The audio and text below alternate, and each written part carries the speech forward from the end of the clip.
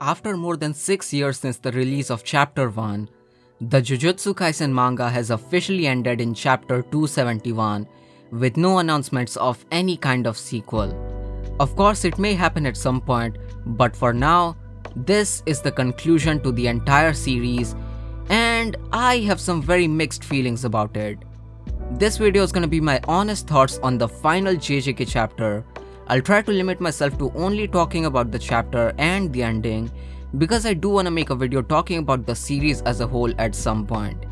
Needless to say, massive spoiler warning for the JJK manga if you're not caught up, and with all that out of the way, let's dive into the final Jujutsu Kaisen chapter.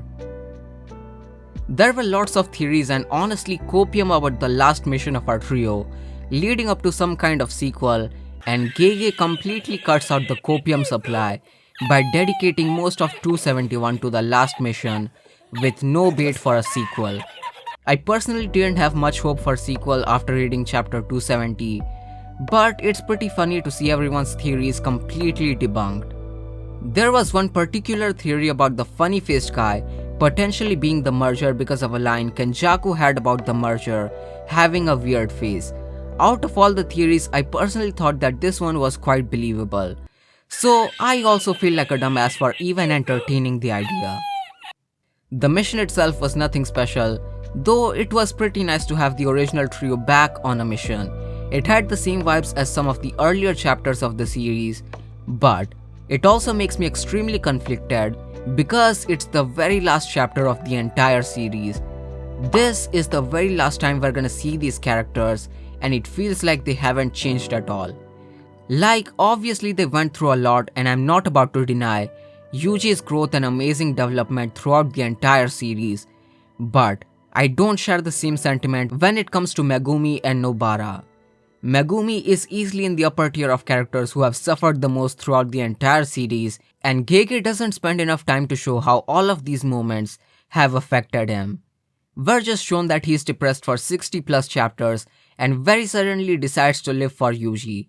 It all felt very rushed and poorly paced if I'm being honest. And it's the same thing with Nobara's comeback. I was always a believer that Nobara is still alive, but seeing her randomly coming back in the final fight, ending in the very next chapter felt extremely jarring. I was someone who was always looking forward to her return, and even I was disappointed by how Gege handled it. Thankfully, all of Yuji's growth and development feels like a natural progression, and he's easily one of the best characters in JJK.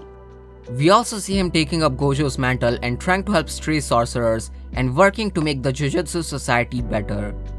And as much as I wasn't a fan of Gojo's conclusion, his last words to Yuji honestly hit pretty damn hard. And then we have Sukuna's conclusion. After the mission is over, we see Sukuna in the Pathway of Souls having a talk with Mahito because his powers can affect the soul. Here, Mahito talks about Sukuna possibly being driven by revenge, which I personally found very interesting. All this time, Sukuna maintained this facade of being a true curse with no humanity when the reason for his actions is acknowledgement, a very humane desire. We also see Sukuna pondering what other options he had and somewhat regretting his choice. I personally think that this scene added some much needed layers to Sukuna, but once again, the fact that all of this is happening in the very last chapter honestly kinda sucks. And the chapter ends with Yuji leaving the last Sukuna finger in the same place for chapter 1, this time actually being used as a talisman to keep curses away. I saw some people saying that the last chapter is meant to show that the cycle is gonna continue, but I personally don't think that's the case at all. We already know that a single finger isn't enough to revive Sukuna, and even if it's consumed by some other curse, it's really not gonna be that huge of a problem. And that's pretty much it. That's the end of Jujutsu Kaisen. If I'm being completely honest, this feels like a conclusion to the Shinjuku battle arc rather than the entire series. The conclusion to Sukuna and Gojo along with Yuji's development is great, but it feels like the story still has a lot more to offer. To put it in One Piece terms, it feels like we just finished the Marineford arc of JJK and the series ended right then and there with the post-Marineford arc jammed into a single episode. Some of the best One Piece moments come from how the world and characters react to the Marineford War and how it affected the world. and JJK just rushed through all of this in a few chapters, with lots of questions about the world and characters still unanswered. We still didn't properly see how Japan was affected by the reveal of the Jujutsu Society and what happened in Shibuya. Neither did we get to see what happened to the three major clans after Gojo died and Maki single-handedly slaughtered one of them. We didn't even learn about what happened to the Jujutsu elders after Gojo murked all of them. There's nothing astoundingly bad about the ending. In fact, I think some people are over-exaggerating by calling it the worst ending they've seen.